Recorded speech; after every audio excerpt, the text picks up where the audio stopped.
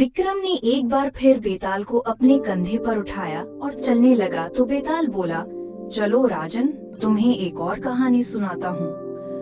भोगवती नाम की एक नगरी थी। उसमें राजा रूपसेन राज करता था।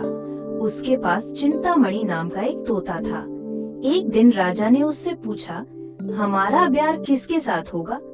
तोते ने कहा, मगध देश के राजा की बेटी चंद्रावती के साथ होगा।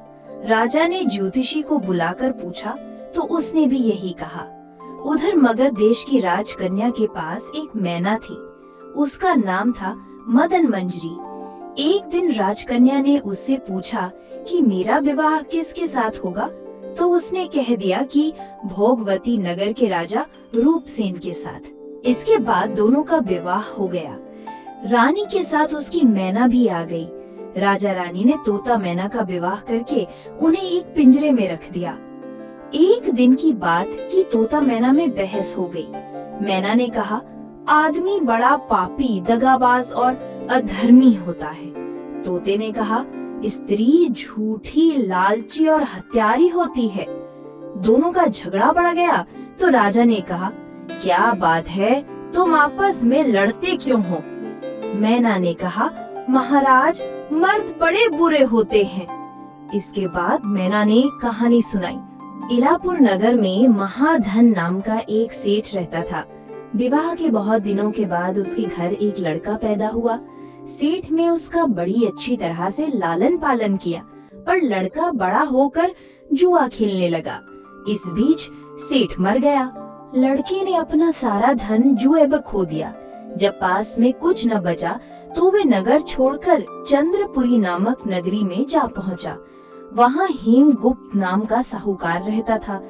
उसके पास जाकर उसने अपने पिता का परिचय दिया और कहा कि मैं जहाज लेकर सौदागरी करने गया था, माल बेचा, धन कमाया, लेकिन लौटने में समुद्र में ऐसा तूफान आया कि जहाज डूब गया और मैं जैसे तैसे बचकर यहाँ आ गया। उस सेठ के एक लड़की थी, रत्नावती। सेठ को बड़ी खुशी हुई कि घर बैठे इतना अच्छा लड़का मिल गया। उसने उस लड़के को अपने घर में रख लिया और कुछ दिन बाद अपनी लड़की से उसका ब्याह कर दिया। दोनों वहीं रहने लगे। अंत में एक दिन वहाँ से विदा हुए।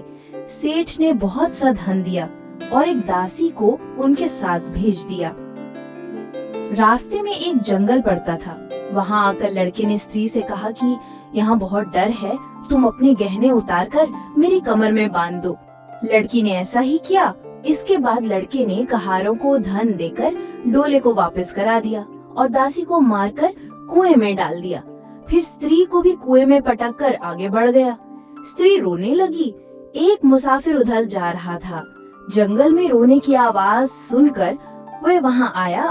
उसे कुएं से निकालकर उसके घर पहुंचा दिया। स्त्री ने घर जाकर माँ बाप से कह दिया कि रास्ते में चोरों ने हमारे गहने छीन लिए और दासी को मारकर मुझे कुएं में ढकेलकर भाग गए। बाप ने उसे ढाढ़स बंधाया और कहा कि तू चिंता मत कर, तेरा स्वामी जीवित होगा और किसी दिन आ जाएगा। उधर वह लड़का जेवर लेकर शहर पहुंचा।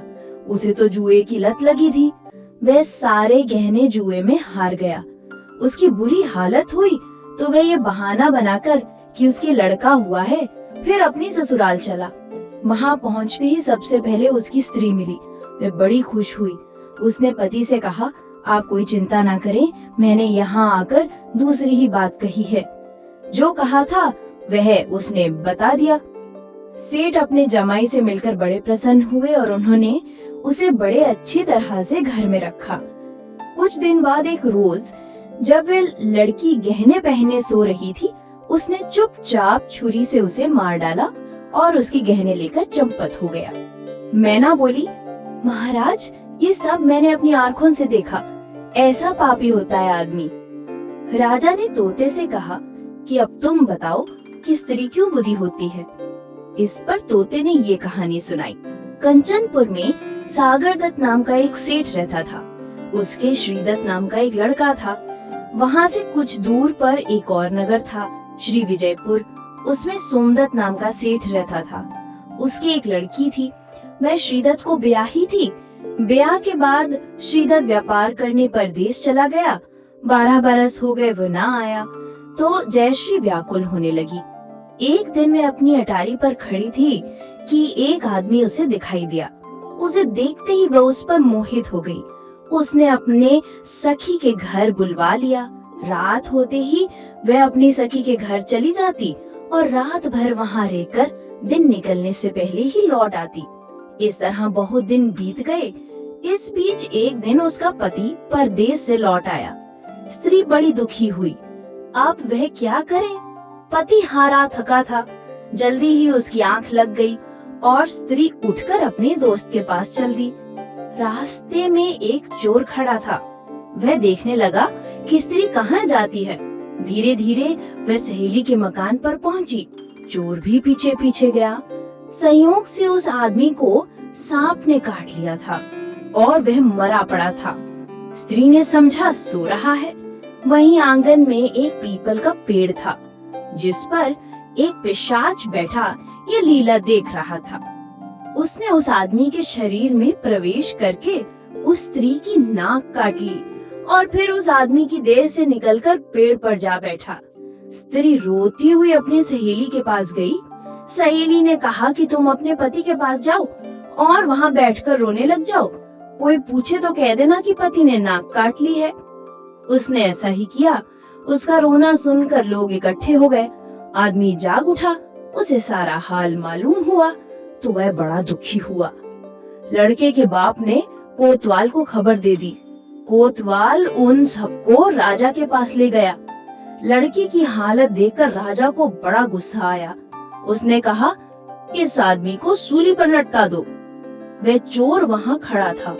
जब उसने देखा कि एक बेकसूर आदमी को सूली पर लटकाया जा रहा है तो उसने राजा के सामने जाकर सब हाल सच सच बता दिया। बोला, अगर मेरी बात का विश्वास न हो तो जाकर देख लीजिए, उस आदमी के मुंह में स्त्री की नाक है। राजा ने दिखवाया तो बात सच निकली। इतना कहकर तोता बोला, हे राजा, स्त्रियां ऐसी होती हैं। राजा ने उस स्त्री का सर मुंडवाकर गधे पर चढ़ाकर नगर में घुमवाया और शहर से बाहर छुड़वा दिया। ये कहानी सुनाकर बेताल बोला, राजा बताए तो दोनों में ज्यादा पापी कौन है?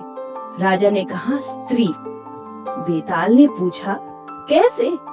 राजा ने कहा, मर्द कैसा ही दुष्ट हो, उसे धर्म का थोड़ा बहुत विचार रहता ही है, स्त्री को नहीं रहता, इसलिए वो अधिक पापिन है। राजा की इतना कहते ही बेताल फिर से पेड़ पर जा लटका।